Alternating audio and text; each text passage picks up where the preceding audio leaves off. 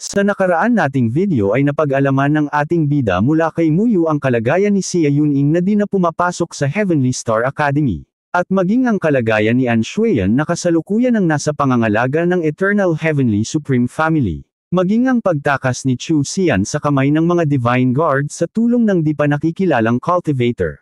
Maya-maya pa ay nag-cultivate na ang ating bida upang muling pataasin ang kanyang level ng biglang.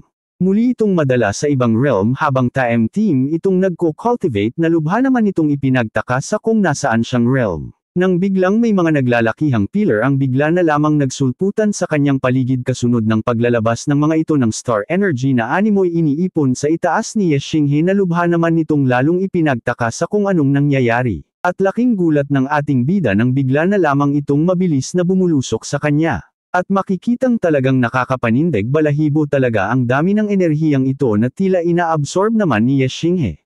Makikitang mukhang nakakabuti pa ang nangyayari sa ating bida na mukhang patuloy ang pagtaas ng level. At dahil sa nangyayari sa ating bida ay unti-unti nang nagta-transform ang kanyang aura kung saan naghahaluan na ito ng sacred fire na isang divine ability. Kasabay ng mga star energy na nagtitipon-tipon sa dantian ng ating bida at sa isip-isip nito na ang nangyayari sa kanya ay wala sa libro ng star martial arts at tila kagagawan na ito ng heaven and earth. At makalipas lamang ang ilang sandali ay makikitang nadagdagan na naman ang lakas na tinataglay ni Ye Xinghe.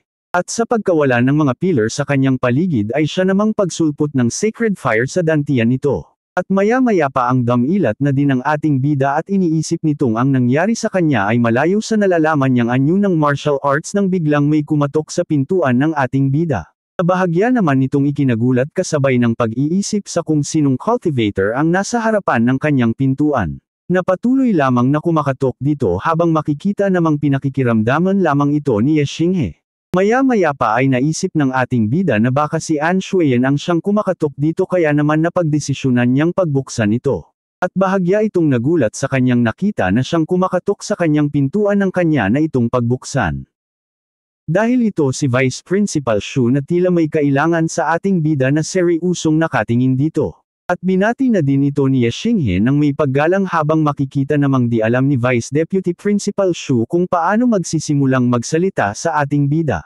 Subalit makalipas ang ilang pag-iisip ay tinanong nito si Ye Xinghe sa kung paano niya siya tinrato bilang kanyang guro nang dumating ito sa Heavenly Star Academy. Natinugunan naman ni Ye Xinghe at masaya nitong sinambit na napakabuti ng pagtrato nito sa kanya at ito din ang dahilan kung bakit siya nasa ganitong antas ng lakas. Kaya naman napabuntong hininga si Vice Deputy Principal Shu sa kanyang narinig.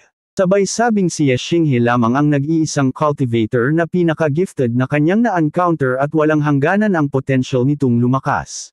At sinabi pa nitong gusto sana niya itong maging kanyang representante sa gaganaping labanan sa Tower of God Tournament. Subalit malungkot din itong sinambit na mukhang di na ito mangyayari sa kasalukuyan. Nalubha namang ipinagtaka ng ating bida na napatanong pa sa kanyang guro ng dahilan kung bakit ito nito nasabi. Seryusong tinugunan ni Vice Principal Shu sa pagtatanong kung meron ba itong nasaktang kung sino. At ang House of Dark Moon Supreme Family ang unang pumasok sa isip ng ating bida kaya naman kinlaro niya ito sa kanyang guro. Subalit mariin lamang itong tinanggihan ni Vice Principal Shu dahil walang kakayahan ng Dark Moon Supreme Family na maimpluwensyahan ang Heavenly Star Academy at narinig niyang patungkol ito sa North Guardian Lord na siyang dahilan ng kanyang pag-anta. Sabay tanong sa ating bida kung nakabangga ba nito ang North Guardian Lord. Na ikinagulat naman ng ating bida dahil wala itong idea sa mga pinagsasasabi ng kanyang guro at di niya rin maisip kung sa papaanong paraan niya ito nakabangga. At naisip niyang baka gawa ito sa nangyari sa kanila ni Sia Yuning nang tangkain niyang iwan ito sa kamay ng mga Divine Guard sa pangunguna ni Commander Su. Subalit agad din itong naisip na hindi yon ang posibleng dahilan dahil siya ang nagligtas dito sa madaming business na nalagay ito sa kapahamakan kaya walang dahilan upang maghigantay ito sa kanya. Kaya naman sinabihan ito ni Vice Deputy Principal Shu na naiintindihan niya ang mga sinasabi nito at baka meron lang di pagkakaintindihan kaya naman pinayuhan niya ito bilang kanyang disciple dagdag pa niya na gamitin ito ng ating bidang kalakasan upang muling bumangon habang makikitang naguguluhan pere ng ating bida. Maya-maya pa ay sinabi na ni Vice Principal Shu habang may malungkot na pagmumuka na din na nila ito papwedeng kapkupon sa Heavenly Star Academy dahil sa North Guardian Lord, subalit mariin din itong sinabing wag titigil ang ating bida sa kanyang martial path. Nalabis namang ikinagulat ni Ye Xinghe na napatanong pa kung ayaw na ba ni Vice Principal Shung Majai siyang disciple na ikinalungkot naman ito. Subalit marahan niyang ipinaliwanag sa ating bida na kahit saan pa ito magpunta ay mananatili itong kanyang disciple, subalit di na ito pa pwedeng magtagal sa Heavenly Star Academy. Kaya naman kinlaro pa ito ng tila aayaw pumayag nating bida sa kagustuhan ng North Guardian Lord na paalisin siya sa Heavenly Star Academy. Na makikitang talagang aayaw ding gawin ni Vice Principal Shu, subalit wala itong magawa sa desisyon ng mas nakatataas sa kanya. At nang makita ng ating bida ang ekspresyon ni Vice Principal Shu ay naunawaan na din niya ang sitwasyon, kaya naman wala na din itong nagawa kundi sumunod. Subalit makikita ding tila nagkimkim ito ng galit sa North Guardian Lord dahil sa ginawa nito sa kanya na tila nangingiyak-ngiyak pa sa harap ng kanyang guro. Kaya naman sinabihan ito ni Vice Principal Shu na pwede itong umiyak kung gusto nito dahil alam nitong masakit ito sa pakiramdam ng kahit na sino. At sinabi pa nitong muli na kahit paanong mangyari at kahit nasaan man ang ating bida ay patuloy niya itong ituturing na disciple at papwede siya ditong humingi ng tulong kung magkataong mga ilangan ito. Na ipinagpapasalamat naman ng ating bida, sabay mariin itong sinabing ang mga nangyayari sa kanya ay di dapat iyakan at mariin pa niyang sinabing di siya mapapaiyak ng mga ganito lamang na pangyayari. Dagdag pa ng ating bida na ang katulad niyang commoner ay di makikitang banta para sa North Guardian Lord at di pa din siya qualified na ituring na banta, subalit sisiguraduhin niyang magsisisi ang mga ito sa ginawa nila sa kanya. Na ikinalungkot din naman ni Vice Principal Shu na malungkot lamang na nakatingin sa ating bida. At sinabi nitong maging siya ay walang magawa sa naging desisyon ng paaralan, kaya naman gusto niyang makabawi dito sa pamamagitan ng pagbibigay niya dito ng libro ng tunay na Star Martial Arts, at agad niya ring ibinigay sa ating bida ang True Heavenly Martial Star Technique na maaaring mapag-aralan ng ating bida sa oras na tumapak na ito sa 6th Heavenly Realm. Kasabay nito ang 20 Star Crystal at iba pang mga martial technique. Nalubha namang ikinagulat ng ating bida na ikinawala din ng kalungkutan nito. At tuluyan na nga itong iniabot ni Vice Principal Shu sa ating bida na tila natuwa sa kanyang natanggap mula dito. At mariin itong sinabing mangako ang ating bida na patuloy na magpapalakas at nagpapataas ng level, at sinabi din itong hanapin siya ng ating bida sa oras na maabot na nito ang 5th Heavenly Realm.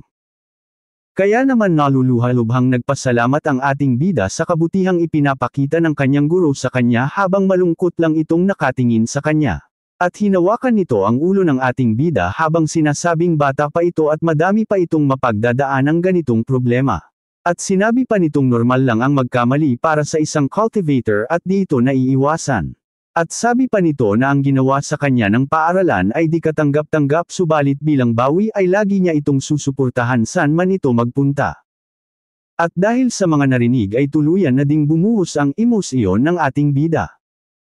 Kung saan tuluyan na ding lumisan ang mga ito sa silid pahingahan ng ating bida. Kung saan makikitang nagtataka ang mga cultivator na nakakakita sa kanilang paglisan. At malungkot na nakatingala ang ating bida sa bakana ng Heavenly Star Academy kung saan siya ihinatid ng kanyang guro. At malungkot nitong iniisip ang kanyang pinagdaanan sa loob ng paaralan. Maya-maya pa ay dumating na din ang karwahing sasakyan ng ating bida papaalis sa Heavenly Star Academy habang malungkot lamang itong pinagmamasdan ni Vice Principal Shu. At nagpaalam na din ang isa't isa dahil kasalukuyan nang papaalis ang ating bida upang lisanin ang paaralan. At habang nagbibigay galang ang ating bida sa kanyang guro ay bigla nitong napansin ang magnanakaw ng panty na si Liang Yu sa madaming cultivator na nagkukumpulan. At nang makalapit ito sa ating bida ay agad niya itong tinanong sa kung anong dahilan at nandito ito. Na kinakabahan namang nagpaliwanag dito at sinabi nitong gusto lamang niyang magpasalamat sa ating bida dahil kung di ito ay di siya makakaligtas sa nangyari sa training ground. Dagdag pa nito na pumunta siya dito upang magpaalam dahil itinuturing na din niya itong kaibigan ngayon. At habang kinakabahan ang magnanakaw ng panty na si Liang Yu ay tiningnan nito ni Ye Xinghe ng may seryosong ekspresyon. At seryoso nitong tinanong kung naaalala pa ba nito ang kanilang naging kasunduan sa training ground patungkol sa tribute ng kanyang father clan. Na tinugunan naman ni Liang Yu at sinabi nitong di niya ito makakalimutan dahil sa ngayon ay itinuturing na rin niya itong brother. Kaya naman sinabi ng ating bida dito na kung ganoon ay makakasigurado na aya na di siya nito lulakuhin. Na tinugunan lamang ni Liang Yu sa pagsasabing lagi niya ito tatandaan para sa ating bida. At maya-maya pa ay isang malakas na boses ang tumawag sa pangalan ng ating bida na ikinagulat naman nito. Kaya naman napalingon ito sa cultivator na nakikipagsiksikan sa mga nagkukumpulang cultivator na nakapanood. At ito ay si Muyu na huling nakabalita sa pag-alis ng ating bida kaya naman nagpunta siya dito upang klaruhin kung totoo ba ang kanyang nabalitaan na sinang-ayunan naman ng ating bida. Kaya naman sinabi nitong di tamang paalisan ang ating bida sa paaralan dahil ito ang dahilan kung bakit madaming cultivator ang nakaligtas sa training ground. Na tinugunan lamang ni Xinghe sa pagsasabing nagpapasalamat siya dito dahil nag-abala pa itong pumunta sa kanya upang magpaalam.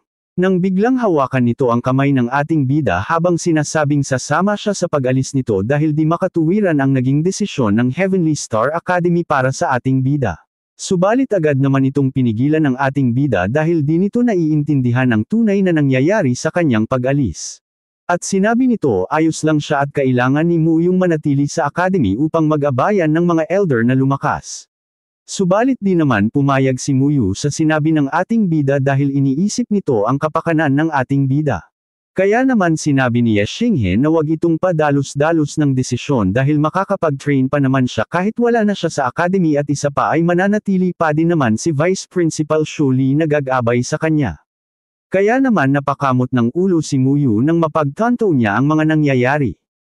At sinabi na lang nito sa ating bida na huwag kalimutang bumisita pag may labor itong oras. Na sinang-ayunan naman ng ating bida at sinabi nitong makakaasa si Muyu sa kanyang pagdalaw sa academy. Nang biglang may mga patay gutom na nagsalita at mayabang na sinasabi ng mga ito kung si Vice Principal Shu ba ang kanilang nakikita. Dahilan upang makuha ng mga ito ang atensyon ng lahat at maging ni na Vice Principal Shu na napalingon pa sa kung sino ang nagsalita. At ito ay isang grupo ng mga cultivator na may mayayabang na poster na papalapit sa kanila. Kasama ang animoy butiki sa kisame nilang guro na siyang nangunguna sa kanilang grupo at mayabang nitong binabati si Vice Principal Shu Li. Na agad namang nakilala ni Vice Principal Shu kung saan agad niya itong tinawag sa pangalang Hiyuan sabay tanong kung anong ginagawa nito dito. Na ikinagulat naman ni Xinghe at Liang Yu na nakarinig sa pangalan na binanggit ni Vice Principal Shu. Dahil ito ay ang isa pang Vice Principal ng Heavenly Star Academy at ang dalawa ni na Vice Principal Shu ay may hindi maayos na ugnayan kung saan alam ng lahat na magkakompetensya ang dalawa. At nang makalapit ang mga ito ay agad na tiningnan ng patay gutom na si Hiyuan ang ating bida. At may pang-asar itong nagtanong kung ito na ba ang cultivator na sinasabing siyang nakapag-activate ng 6 na soul crystal during test. At sinabi pa nitong sayang naman kung ang isang cultivator na may full potential ay mae-expelled lamang sa academy. At dagdag pa nitong pang-asar na ang isang guro na di kayang maipagtanggol ang kanyang sariling disciple ay maituturing na walang silbi kaya naman napatingin dito ng seryoso si Vice Principal Shu. At mayabang pa nitong hinikayat ang ating bida na siya na lang ang maging master nito dahil wala itong mararating kung si Shu Li ang siyang gagabay dito. Kaya naman tilanap icon na si Vice Principal Shu Li at tinanong na nito si Vice Principal Hiyuan kung anong ibig sabihin nito sa mga pinagsasabi nito sa ating bida. Nasinungitan lamang ni Vice Principal Hiyuan habang sinasabing ang ating bida ang kinakausap nito at hindi siya. Nalalong ikinapikan ni Vice Principal Shu at makikitang maging ang ating bida ay naintindihan na ang mga nangyayari na gusto lamang nitong ipahiya ang kanyang master. Kaya naman nagsalita na din ito at magalang nitong tinanggihan ang alok sa kanya ni Vice Principal He na siyang maging master ng ating bida. Dagdag pa nito na ang nakabangga niya ay ang North Guardian Lord sabay tanong kung kausapin ba nito ang North Guardian Lord para sa kanya na dahilan ng pagmumukha nito lalong butiki. At may pang-asar pang sinabi ng ating bida na pag nagawa nitong kumbonsihin ang North Guardian Lord na ibalik siya sa paaralan ay tatanggapin niya ang alok nitong kanyang maging guro. Kaya naman nang gagalaiting iniisip ni Vice Principal He na mukhang ginagawa siyang katatawanan ng ating bida. At sinabi nitong wala ding silbi ang magkaroon ng isang disciple na gaya ng ating bida na pumapasok sa gulo kung saan-saan. At ibinalik nito ang pang-asar kay Shu Li at sinabi nitong mukhang wala na naman itong may ipakitang maganda sa sunod na gaganaping Tower of God Tournament. Dagdag pa nito na katawa-tawa naman kung ang isang gaya ni Shu Li na isang vice principal ng academy ay wala na namang maipapakita. Na seryosong tinugunan ni Vice Principal Shu sa pagtatanong kung anong gusto nitong sabihin. Na may pagkamayabang naman na tinugunan ni He Yuan at sinabi nitong kung sa susunod na magaganap na 3 Tower of God tournament ay wala itong maiipresentang magaling na disciple ay di na ito babagay sa pagiging vice principal nito. At mayabang pa nitong sinabing ang mga basurang disciple na nasa pangangalaga ni Vice Principal Shu ay walang magagawa sa kanyang mga disciple. Kaya naman makikitang tila nagpantig ang tainga ni Liang Yu at Ye Xinghe na nakarinig sa mga pangmamaliit ng patay gutom na vice principal. Maya-maya pa ay may isa pang patay gutom ang nakisingit sa usapan ng dalawang vice principal at ito ay disciple ni Vice Principal He Yuan na sinasabing matagal na niyang pinaghandaan ang paparating na tournament subalit nakaka-disappoint si Vice Principal Shu dahil wala naman itong maiitapat sa kanya. Kaya naman nakuha nito ang pansin ng ating bida na kanina pa nakikiramdam sa mga nangyayari. Kung saan dito din nakatingin ang cultivator na nakisingit habang may pagkamayabang ang ngiti nitong ibinibigay kay Ye Xinghe. Kaya naman nagkatitigan pa ang dalawa na nakakuha naman ng atensyon ng nasa paligid na mga cultivator. At makikitang tinitingnan lamang ito ng ating bida ng malamig na tingin habang may pagkamayabang naman ang tingin dito ng patay gutom na cultivator. Maya-maya pa ay nagsalita na rin si Liang Yu at sinabi nito sa ating bida na ang patay gutom na ito ay si Huyan Yung na nagmula sa Phoenix Feather Clan at mas matanda ito sa kanila ng 5 taon. At dagdag pa nito na kasalukuyan itong nasa antas ng 6th Heavenly Realm kaya may pagkamayabang ito kung magsalita sa kanila. Subalit sa isip-isip ng ating bida na nasa 6th Heavenly Realm lamang pala ito subalit masyado na ito kung magyabang. Kaya naman may pagkamagalang itong nagtanong kay Vice Principal Shu kung anong patungkol sa sinasabi nilang Tower of God tournament at kung papwede pa siyang makilahok dito. Na tinugunan naman ni Vice Principal Shu sa pagsasabing ang Tower of God tournament ay malapit nang maganap na ang Heavenly Star Academy ang siyang nangangasiwa dito at di na pwede pa ang ating bidang sumali dito habang makikita namang may pang-asar lamang ang mga itong tinitingnan ni Vice Principal He Yuan. Subalit agad ding sinabi ni Vice Principal Shu na ang kasunod pa ditong magaganap na Tower of God tournament na gaganapin sa capital na siyang maaaring salihan ng ating bida. Kaya naman makikitang nabuhayan ng dugo ang ating bida sabay sabing sa susunod pang Tower of God tournament ay isali siya ni Vice Principal Shu. At dagdag pa ng ating bida na susubukan lamang niya ang kakayahan ni Huyan Yung habang itinuturo ito sa isang gilid. Na makikitang bahagya namang nagulat sa narinig na sinabi ng ating bida. Sabay hagalpak ng tawa habang may pagkamayabang nitong sinasabing ang gaya ng ating bida na may gatas pa sa labi ay walang magagawa sa isang katulad niya. At mayabang pa nitong dagdag na sa oras na dumating na ang sinasabi ng ating bida ay makikipaglaro siya dito ng kunti at pag aksidente siyang napasubra ay wag itong mag-iiyak sa kanya. Na may pang-asar namang tinugunan ng ating bida at sinabi nitong malabo pa sa kapeng umiyak siya sa laban at sa oras na dumating na ang oras ng kanilang paghaharap ay sanay matanggap nito kung matatalo siya sa laban. Kaya naman makikitang talagang napay-ka ng patay gutom na si Huyan Yung. At naiinis nitong tinanong ang ating bida kung inaakala ba nitong magagawa siya nitong matalo. At dagdag pa nito na dahil kumpiyansa ang ating bida na mananalo ay bakit di sila gumawa ng isang pastahan. Kaya naman agad na tinanong ng ating bida kung ano naman ang kanilang pagpupustahan. Na tinugunan naman ng patay gutom na si Huyan Yung at sinabi nitong sa oras na matalo ang ating bida ay nakahubot-hubad itong tatakbo ng 3 beses paikot ng capital habang buong lakas na isinisigaw na disciple siya ni Vice Principal Shu. Sabay tingin sa patay gutom niyang guro na tila naliligayahan sa mga nangyayari. Kaya naman naligayahan na din ang patay gutom na si Huyan Yung. Habang ang ating bida naman ay napatingin sa kinakabhan nitong guro subalit binigyan lamang niya ito ng kumpiyansang ngiti na animoy sigurado ang pagkapanalo. At seryoso nitong tinanggap ang hamon ng patay gutom na si Huyan Yung. Subalit agad din itong sinabi na sa oras na siya ang manalo ay si Huyan Yung naman ang gagawa ng mga pinagsasasabi nito kasama ang buong lakas na pagsigaw na disciple siya ni Vice Principal He Yuan habang nagbibigay ng mapang-asar ng ngiti. At dahil sa pikan ay malakas nitong sinabing ang imik lamang ay di paniniwalaan kaya kailangan nilang gumawa ng sulat kasunduan habang tila kumpiyansa talaga itong siya ang mananalo. Habang makikitang maging ang mga cultivator sa paligid ay naliligayahan din sa mga nangyayari at di na ang mga ito makapaghintay sa kung sino ang tatakbo ng hubot-hubad sa paligid ng kapital. At lumipat naman ang eksena sa dalawang Vice Deputy Principal ng Heavenly Star Academy na parehong may seryosong tingin sa isa't isa. Habang makikita na talagang madami ng cultivator ang nagkalipunpunan dahil sa pagkikita ng dalawang Vice Principal. At makalipas lamang ang ilang sandali ay makikitang tapos na ang ginawang kasunduan ng dalawa. At agad na ding itinabi ni Vice Principal Hiyuan ang kopya ng sulat habang sinasabing sa pamamagitan nito ay di na makakaangal pa si Vice Principal Shu sa pastahan. At tumalikod na din ang mga patay gutom habang sinasabi ni Vice Principal Hiyuan na ang kanyang disciple na si Huyan Yung ang kasalukuyan ng nasa 6th Heavenly Realm of Cultivation at kung tuturuan pa niya ito ay wala nang maiiharap pa dito si Shuli dagdag pa nitong pang-asar na sa oras na matalo Sandy Vice Principal Shu ay umalis na din ito sa Heavenly Star Academy at wag nang bumalik pa.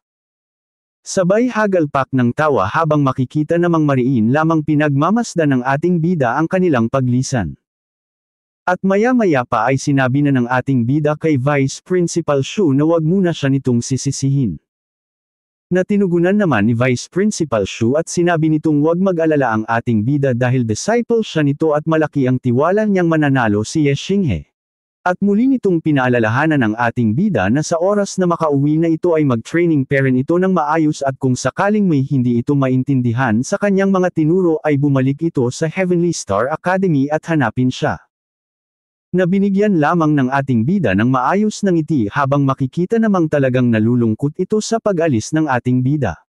Sinabihan pa nito si Ye Xinghe na ang talento nito ang nakakamangha dahil nagawa nitong maabot ang 3rd Heavenly Realm ng mabilis at kung magagawa nitong maabot ang 4th Heavenly Realm sa loob ng 2 buwan ay magse-celebrate siya para dito. Kaya napapakamot itong tinuwanan ng ating bida dahil di nito alam ay kasalukuyan ng nasa 5th Heavenly Realm ang ating bida. Kaya naman nagkatinginan pa ang dalawa sa isang gilid na alam din ang tunay na atas ng level ng ating bida. At maya-maya pa ay nagpaalam na si Ye Xinghe sa kanyang guro upang simulan ng naglakbay pa uwi sa kanyang clan. Agad namang sinabihan ni Vice Principal Shu na mag-ingat palagi. Na sinang-ayunan naman ng ating bida at sinabi din itong iiwanan na rin niya kasama nito sina Liang Yu at Muyu. At lumipat ang eksena sa bakana ng Heavenly Star City kung saan kasalukuyan ng papalabas ang karwahing sinasakyan ng ating bida at marahan itong papalayo sa nasabing lugar. Kung saan makikita ang ating bida sa loob nito na nakahiga lamang habang nasa malalim na pag-iisip. Maya-maya pa ay napabuntong hininga ito sabay tanong sa sarili kung ano ang kanyang gagawin. At naisip niyang baka pa pwede niyang maging palusot sa ibang clan member na ngayon ay bakas iyon kaya ay umuwi upang di siya makagalitan. Subalit naisip din niyang mas mabuti pang sabihin na lang ang totoong pangyayari sa mga ito. At sa dami ng kanyang iniisip ay sumasakit lamang ang ulo niya kaya naman sinabi na lang nitong titingnan na lamang niya ang mangyayari sa oras na nandun na siya. At habang nakatagilid ay bigla niyang napansin ang librong binigay sa kanya ni Vice Principal Shu. Kaya naman naisipan niyang basahin muna ang nilalaman nito bilang libangan. At mariin niyang tiningnan ang sulat sa unang pahina ng biglang. Malakas itong mapasabi at mapatanong sa kung bakit iba ang pagkakasulat sa libro na di niya maintindihan. Kaya naman linapag na lamang niya ito sa isang tabi habang mariin niya itong sinusuri at sinusubakang intindihin ang mga nakasulat dito. At muli niya itong hinawakan habang sinasabing bakit sinabi ni Vice Principal Shu sa kanya na ang True Heavenly Star Technique ay mas malakas pa sa Star Martial God Technique samantalang para namang mas mahina pa ito doon base sa mga linalaman nito. Dahil ang mga nakasaad dito ay patungkol lamang sa mga basic Star Martial Technique. At kahit na magkapariho ang mga ito na may parihong 16 na linalaman technique ay meron ditong 3 nakasulat na tila malayo sa nakasulat sa Star Martial God Technique. At nalilito ding iniisip ng ating bida na bakit ang isang middle manual ay tila mas mababa sa low-level manual na Star Martial God Technique kaya naman napatanong pa itong kung nagkakamali lang siya ng basa. Kaya naman napagdesisyonan na lamang niyang ipagpatuloy ang pag-aaral ng Star Martial God Technique kisa sa True Heavenly Star Technique. At kasunod niyang kinuha ay ang mga Star Crystal na kasamang ibinigay sa kanya ni Vice Principal Shu. At agad niya rin itong kinuha upang e-absorb kung saan makikita maging sa labas ng sinasakyan nitong karwahi ang liwanag na ilinalabas ng crystal. At ipinagpatuloy nito ang kanyang ginagawa hanggang sa sumapit ang dapit hapon habang patuloy lang sa pag-usad ang karwahing sinasakyan nito. Lumipat ang eksena kay Anshuayan na kasalukuyan ng merong malay at nasa loob ito ng kanyang paliguan. Makikitang nasa maayos na din itong kalagayan na animoy nasa malalim ding pag-iisip. At ang nasa isip nito ay ang mga ngiti ng gwapo nating bida na animoy namimiss na ni Anshuayan. Abangan sa susunod nating video ang mga kaganapan kung saan hindi magiging mabuti ang pagtanggap ng kanyang pamilya sa kanya. Umabot pa sa puntong pagkaisahan ang ating bida ng kanyang mga ka-member sa Asher Feather Clan. Pagpapatuloy din ay ng oras na makauwi na ang ating bida sa kanilang bahay ay muli itong magko-cultivate at mararamdaman nitong tila may nais ipabatid sa kanya ang kanyang star power at laking gulat ng ating bida dahil bigla na lamang may isang malaking karpa ang sumulpot sa kanyang ibabaw. Kung gusto mong magpatuloy sa ating kwento ay inaanyayahan kitang pindutin ang subscribe button pati na rin ang bell icon nang sa ganan ay mauna ka sa tuwing may bago tayong upload. I-like muna din ang ating video at mag-iwan ka na din ng komento para friends na tayo Lodi.